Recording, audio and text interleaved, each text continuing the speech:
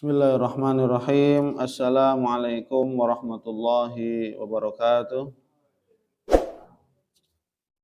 Alhamdulillahirabbil alamin wassalatu wassalamu ala asyrafil anbiya'i wal mursalin wa ala alihi wa ashabihi wa man tabi'ahum bi ihsanin ila yaumiddin. Amma ba'd.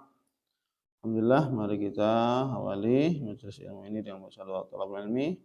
Bismillahirrahmanirrahim. Rabbi zidni ilman, Allahumma anfa'ni bima 'allamtani wa 'allimni ma yanfa'uni warzuqni ilman yanfa'uni. Amin ya rabbal alamin. Alhamdulillah, insyaallah kita melanjutkan ya pembacaan hadis ya Nabi dari kitab Riyadhus Shalihin. Sekarang hadis yang ke-10. Ya, hadis yang ke-10. An Abi Hurairah radhiyallahu anhu qala Rasulullah sallallahu alaihi wasallam. Dari sahabat Abu Hurairah radhiyallahu anhu, Rasulullah sallallahu alaihi wasallam telah bersabda, "Shalatur rajuli fi jama'atin tazidu ala salatihi fi suqihi wa baitihi bid'an wa 'ashrina darajah." Salatnya seseorang dengan berjamaah di masjid itu lebih baik dibandingkan dengan salatnya dia di pasar atau di rumahnya sendirian. Bid'an wa 'ashrina darajah. Dengan keutamaan lebih baiknya adalah mendapatkan ya sekitar 27 derajat. Ya. Bid'an wa 'ashrina. Bid'an itu adalah dalam bahasa Arab angka dari 3 ya sampai ya 10 ya atau sampai 9, ada yang sampai 9. Bisa berarti bisa 23 derajat, 24 derajat, 25 derajat. Nah, dalam riwayat lain juga sab'an wa 'ashrin ya, ada dalam riwayat lain juga disebutkan khamsan wa 'ashrin ya, 25 ada 27 ya.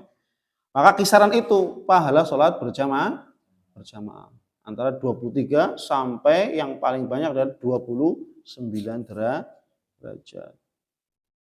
Wa dzalika anna hadahum, yang itu apabila bahwasanya sungguhnya mereka ya salah seorang dari mereka idza tawaddoa, apabila ia berwudu, fa ahsanal wudu'a, kemudian dia memperbagus wudunya, tsumma atal masjid, kemudian dia datang ke masjid, la yuridu illa shalah. Ini dia datang ke masjid, tidak ingin datang ke masjid kecuali hanya untuk mendirikan sholat. Berarti niat di sini. Dia tidak ingin datang ke masjid kecuali hanya untuk sholat. Berarti kan di sini niat datang ke masjid untuk mendirikan sholat beribadah kepada Allah, bukan tujuan, tidak ada tujuan yang lain. Ya. La yanhazuhu illa sholah, dan tidak yang menggerakkan anggota badannya kecuali hanya ingin sholat. Berarti kan seorang muslim ketika dia ya memperbagus wudunya, kemudian dia pergi menuju ke masjid dan tujuannya hanya satu, yaitu apa? Untuk sholat, menggerakkan badannya untuk sholat ya. Lam yahtu khutwatan, tidaklah dia ketika melangkahkan kakinya illa rufi'alahu biha darajah. Maka apa? Setiap langkah kakinya ya akan meninggikan derajatnya, wa hutta anhu biha khati'ah, dan akan dihapuskan dosa-dosanya. Ya, langkah kaki kanan meninggikan derajat, langkah kaki kiri menghapuskan dosa. Ya. Sampai kapan itu? Hatta yadkhulal masjid, sampai dia melangkahkan kakinya ke dalam masuk ke dalam dihitung. Ini sejak dari rumah, langkah kakinya yang satu meninggikan derajat, yang satu menghapuskan dosa. Sejak dihitung mulai kita keluar dari rumah kita sampai menuju ke masjid, masuk masjid. Fa idza dakhala masjid, apabila dia masuk masjid, kana fi sholati, ya, maka nanti sholatu hiya tahbisuhu, ya. Maka apabila dia masuk masjid dan, ya, dia tidak keluar dari tempat dia sholat, ya, dan dia tidak keluar dari tempat dia sholat, artinya dia berdiam diri di situ, ya, entah zikir kepada Allah, entah tilawah Quran, pokoknya tidak keluar dari masjid, ya, entah berzikir, tilawah Quran, ya, tetap beribadah, ya. Kemudian apa? Wal malaikatu yusholluna ala ahadikum, maka para malaikat akan senantiasa bersolawat memohonkan ampun, ya. Solawatnya malaikat kepada hamba-hamba Allah itu adalah memohonkan rahmat dan ampunan, ya. Dan para malaikat senantiasa memohonkan ampun dan rahmat kepada Allah untuk salah seorang di antara kalian madama fi majlisihi alladzi shalla fih, selama seseorang tersebut masih berada di tempat sholatnya, atau dalam bahasa lain belum keluar dari masjid, atau tempat duduk di tempat sholatnya. Yang lain pada pergi, kita berzikir sekitar 5 menit, nggak apa-apa. Ini memiliki keutamaan. Jadi berdiam diri setelah sholat berjamaah, habis zikir, kita zikir, salam, zikir. Kemudian yang lain pada pergi pulang, kita manfaatkan waktu ini. Kenapa? Karena akan mendapatkan doa malaikat. Ya, 5 menit lah. Yang lain pada pulang, kita 5 menit zikir, astagfirullah, astagfirullah, subhanallah, subhanallah. Atau tilawah Quran sebentar, ya. Maka apa? Yaqulun, maka malaikat akan mendoakan, Allahumma arhamhu, ya Allah sayangilah dia, rahmatilah dia. Allahumma gfir lahu, ya Allah ampunilah dia. Allahumma tub alaih, ya Allah terimalah taubatnya. Nah, ini keutamaannya. Orang yang duduk, yang lain pada pulang habis sholat berjamaah, salam, zikir, pulang, selesai. Bagi orang-orang yang sedikit saja dia berzikir, ya, tilawah Quran, ya, maka apa? Dia akan mendapatkan doa dari 3 doa malaikat. Ya Allah rahmatilah dia, sayangilah dia. Ya Allah ampunilah dia. Ya Allah terimalah taubatnya. Coba. Malaikat itu kalau berdoa itu pasti dikabulkan oleh Allah Subhanahu wa taala, ya. Malam yu'dhifi, selama, tapi dengan catatan, malaikat akan mendoakan tadi dengan catatan dia tidak melakukan keburukan, kedzaliman. Ya memang tadi habis sholat, zikir, yang lain pada pulang, kita berzikir saja. Astagfirullah. Atau tilawah Quran. Jangan sampai berbuat keburukan, mendolimi temannya atau siapa saja, ya.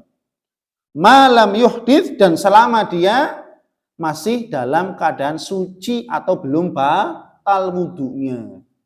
Belum batal, ya. Maka ini syarat untuk mendapatkan keutamaan doa dari malaikat, ya. Selama tidak melakukan keburukan, ya. Kemudian selama belum hadas atau masih dalam keadaan suci, ya. Dari hadis yang lumayan panjang ini kita bisa mengambil, ya, faedah bahwasanya, ya, boleh, yang pertama boleh mengerjakan sholat di pasar, ya, di pasar. Zaman dulu pasarnya itu tidak ada masjid. Zaman sekarang rata-rata pasar ya ada yang dekat masjid, gitu, ya, apalagi pasar-pasar besar. Maka boleh mengerjakan sholat di pasar walaupun dianggap makruh. Ini di pasarnya, ya, di tokonya atau di kiosnya, ya, meskipun dianggap makruh. Kenapa? Karena situasi kondisi pasar yang memang seperti itu, sibuk, padat, banyak orang jual beli, banyak orang yang, ya, sumpah serapah demi Allah barangnya bagus dan seterusnya, ya, itu. Dan dapat mengganggu apa? Kekhusyuan dan menghilangkan konsentrasi ketika beribadah kepada Allah, ya. Maka lebih baik ya sholatnya ya, kalau sekarang alhamdulillah insya Allah setiap pasar itu ada masjidnya, ya biasanya gitu ya, di pasar-pasar besar itu sampingnya masjid atau dekat dari masjid, bisa sholat ke masjid khusyuk. Zaman dulu tidak, sholatnya apa? Ya di kiosnya, di lapaknya. Sehingga apa? Ketika sampingnya ada yang masih jual beli atau masih ada, ya, sehingga Pak menjadikan tidak khusyuk, ya. Kemudian yang kedua, ya, sholat berjamaah di masjid itu lebih utama, lebih baik daripada sholat sendirian dengan pahala 25 derajat dalam riwayat yang lain, 26 dan 27 derajat.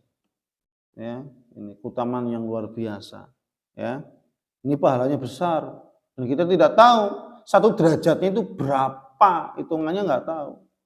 Ya, satu derajatnya berapa. Nah, kita lihat saja 2 rakaat sholat sunnah subuh, qobliyah subuh, itu pahalanya lebih baik daripada dunia dan itu sholat sunnahnya. Gimana dengan pahala sholat wajib subuhnya, sholat zuhurnya, sholat asarnya, sholat sunnah saja pahalanya lebih baik dari sholat sunnah subuh, lebih baik daripada dunia dan seisinya.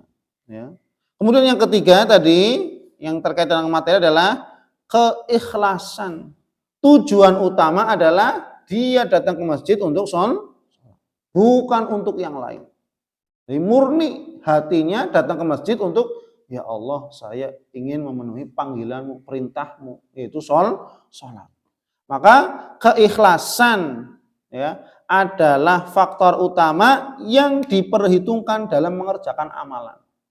Maka tadi Nabi mengatakan la yuridu illa shalah wa la yanhazuhu illa as-shalah. Tidak ingin dia pergi ke masjid kecuali untuk sholat, dan dia tidak menggerakkan badannya untuk datang ke masjid kecuali hanya untuk sholat. Ya, itu. Kemudian yang keempat, sholat lebih utama ketimbang amal soleh lainnya. Kenapa? Karena adanya doa para malaikat yang dipanjatkan untuk orang-orang yang sedang melaksanakan sholat sampai setelah zikir, ya, salam, zikir, kemudian mendapatkan doa malaikat. Ya. Kemudian yang kelima, ya, dari faedah hadis ini adalah di antara tugas malaikat adalah memanjatkan doa untuk umat Islam, kaum muslimin. Jadi tugasnya malaikat salah satunya apa? Mendoakan umat orang-orang yang beriman, orang-orang yang beramal soleh, orang-orang yang istiqomah beribadah kepada Allah. Terutama apa? Ketika sedang sholat. Ya, dalam surat Al-Mu'min, ya, Allah menyebutkan, ya, bahwasanya apa? Malaikat-malaikat yang memikul arsy, ya, dan malaikat yang berada di sekelilingnya bertasbih dengan memuji Tuhannya. Jadi malaikat tugasnya ya ada yang mikul arsy, ada yang bertasbih, berzikir, ya.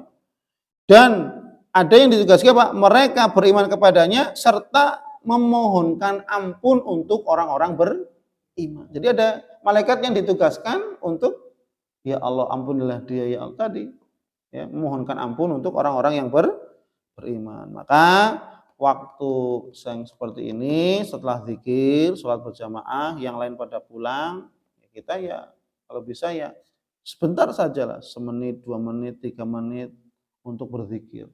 Supaya Pak mendapatkan keutamaan, ya, doa dari malaikat. Allahumma firlahu, ya Allahumma arhamhu, ya Allah sayangilah dia, rahmatilah dia. Allahumma firlahu, ya Allah ampunilah dia. Allahumma tub alaih, ya Allah terimalah taubatnya. Masya Allah, ya, semoga kita semuanya bisa mendapatkan keutamaan seperti ini, ya. Wallahu a'lam bishawab. Kita tutup. Subhanakallahumma wa bihamdik, asyhadu an la ilaha illa anta astaghfiruka wa atubu ilaik. Assalamualaikum warahmatullahi wabarakatuh.